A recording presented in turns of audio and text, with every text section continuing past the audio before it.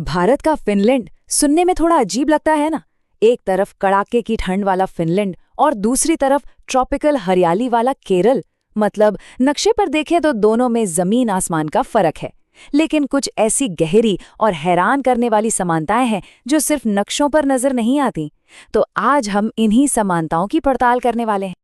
तो सवाल उठता है, आखिर भारत की वो कौन सी जगह है जिसे भारत का फिनलैंड कहा जाता है? कोई अंदाजा? और जवाब है केरल। जी हाँ, वही केरल, दक्षिण भारत का वो खूबसूरत राज्य जो अपनी जबरदस्त हरियाली और बेहतर जिंदगी के लिए जाना जाता है।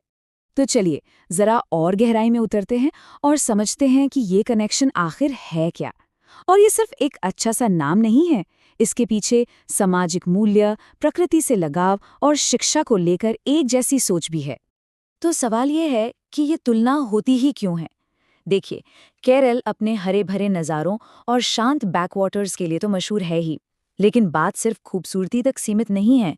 यहाँ का हाई स्टैंडर्ड ऑफ लिविंग, समाज के कल्याण पर जोर और शिक्षा को दी जाने वाली अहमियत, ये सारी बातें इसे फिनलैंड के सोशल मॉडल के बहुत करीब ले आती हैं। अब आते हैं इस तुलना के सबसे अहम हिस्से पर। वो चीज़ जो इन दोनों जगहों को असल में जोड़ती है, वो है इनकी फिलॉसफी कि लोग मुनाफे से ज्यादा जरूरी हैं। जब दोनों को साथ रखकर देखते हैं ना, तो एक बहुत दिलचस्प तस्वीर सामने आती है। एक तरफ फिनलैंड है जो अपने नॉर्डिक मॉडल और मजबूत सोशल सिक्योरिटी की वजह से दुनिया के सबसे खुशहाल देशों में गिना जाता है। दूसरी तरफ है केरल, जिसका अपना सोशल डेवलपमेंट मॉडल है जो हाई लिविंग स्टैंडर्ड और सामाजिक कल्याण पर फोकस करता है। दोनों ही मॉडल इस सोच पर टिके हैं कि हर नागरिक को अच्छी शिक्षा और स्वास्थ्य का हक है। और जानते हैं, ये समानता सबसे साफ कहाँ दिखती है? शिक्षा के क्षेत्र में केरल की साक्षरता दर 94% से भी ऊपर है, पूरे भारत में सबसे ज्यादा। ये आंकड़ा सीधे सीधे फिनलैंड की वर्ल्ड क्लास एजुकेशन सिस्टम की याद दिलाता है, जो हमेशा दुनिया के बेस्ट सिस्टम्स में शामिल रहता है। तो ये सोशल डेवलपमेंट मॉडल आखिर है क्या चीज? देखिए, आसान भाषा में समझें तो ये एक ऐसा सिस्टम है जो सिर्फ फैक्ट्रियां लगाने या सड़कें बनाने पर ही नहीं, बल्कि अपने लोगों की सेहत, उनकी पढ़ाई लिखाई और उनकी खुशी पर जोर देता है। इसका मतलब है कि सरकारें ऐसी पॉलिसीज बनाती हैं जिनसे अच्छे अस्पताल और स्कूलों का एक मजबूत नेटवर्क तैयार हो। और केरल में इस मॉडल के जो नतीजे हैं ना, वो सच में कमाल के हैं। यहाँ भारत में लाइफ एक्सपेक्टेंसी सबसे ज्यादा है और शिशु मृत्यु दर सबसे कम। ये आंकड़े साफ साफ दिखाते हैं कि जब लोगों पर फोकस किया जाता है तो असल में जमीन पर फर्क पड़ता है, बिल्कुल फिनलैंड की तरह। लेकिन रुकिए, कहानी सिर्फ समाज और नीतियों की नहीं है। केरल और फिनलैंड का जो रिश्ता है ना, वो उनकी जमीन, उनकी प्रकृति से भी बहुत गहरा है। दोनों ही जगह पानी और हरियाली से भरी हुई हैं, जो उनकी पहचान का एक जरूरी हिस्सा है। सोचिए, फिनलैंड को कहते हैं हजारों झीलों का देश और केरल को बैकवाटर्स का देश। एक तरफ शांत बड़ी बड़ी झीलें, तो दूसरी तरफ 44 नदियां और अनगिनत लगून का जाल। मतलब पानी दोनों की पहचान है।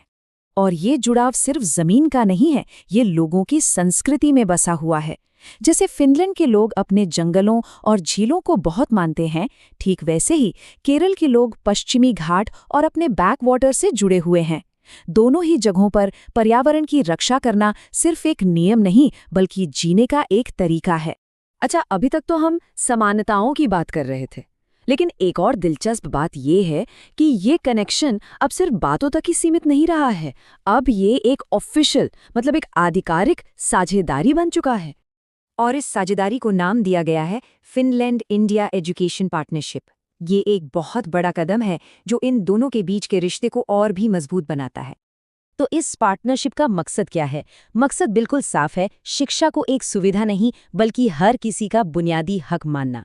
इसमें बढ़िया टीचर ट्रेनिंग और बच्चों की शुरुआती देखभाल पर बहुत जोर दिया गया है। और तो और 2022 में केरल सरकार ने फिनलैंड के पढ़ाने के तरीकों को अपने स्कूलों में लाने के लिए एक ऑफिशियल डील भी की है।